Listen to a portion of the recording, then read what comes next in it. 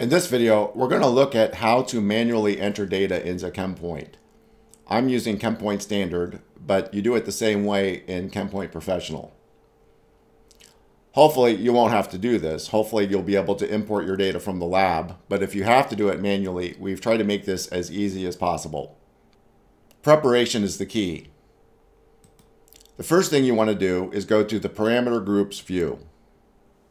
What you are going to do here is create groups of parameters that match the same parameters that are analyzed by the lab. So for example, we have metals, and here are all the metals as they might be analyzed by the lab. Your group might differ from these. These are just the groups that come with the program. Down here on the bottom half of the screen, we have all of the different parameters that are available. You can add more parameters to this list if you need to. Just so you know, if you go to the Options menu and go to Paths, you can see the locations of the files that store these parameter groups and the master list of parameters. You may want to back those up, or at least know where they are. So what you're going to do is create groups that match the parameters in the order in which they are analyzed, and also with the detection limit that your laboratory is using. And just as an example, I'm going to create a new group.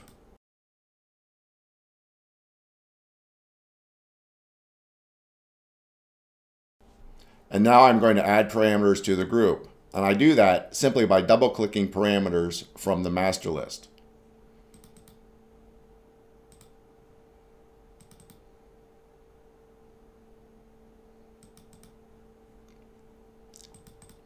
Then I can double-click on the parameter in the group, and I can change the units and the detection limit. So I want to put in the most common detection limit.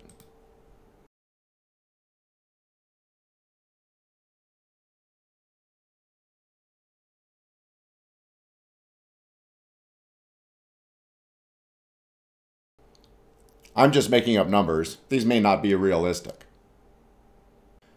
Also note that you can change the order of the parameters by drag and drop.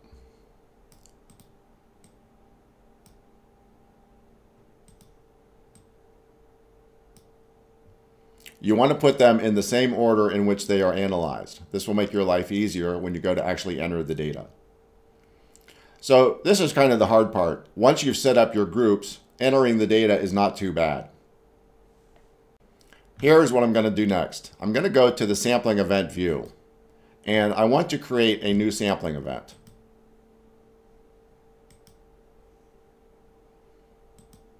Here you can see all of my sampling locations. Here you can see all of my groups. So I created a group called Video Sample, and what I do is I drag and drop that group onto either the date or the sampling location. If I drop it onto the date, every location will get that parameter group.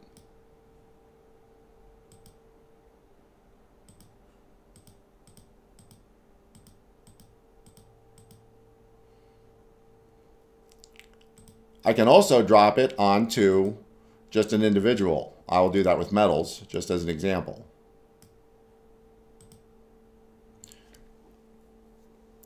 One thing to note is it created a new container for each of the groups that I dropped on there.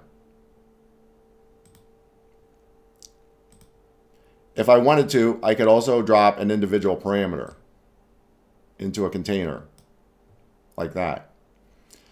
So what I have now done is created analysis measurements with everything as defaulted as non-detect. The next thing I want to do is go to the post-analysis view, and here is my new sampling date. Here are all my containers. If I click on them, I see all of the analyses for that container, and everything is defaulted to non-detect with the specified detection limit. So you might need to change the detection limit. But if I want to change a value, I just put in a new value. And then I can go on to the next container.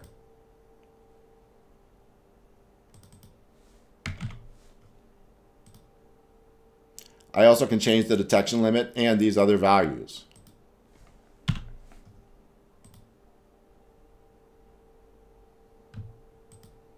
Here I can see my metals.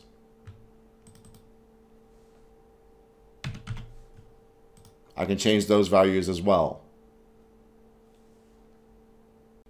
Really, what you're doing is going through your lab reports, and for anything that is detected, you're putting in the actual measurement that was detected.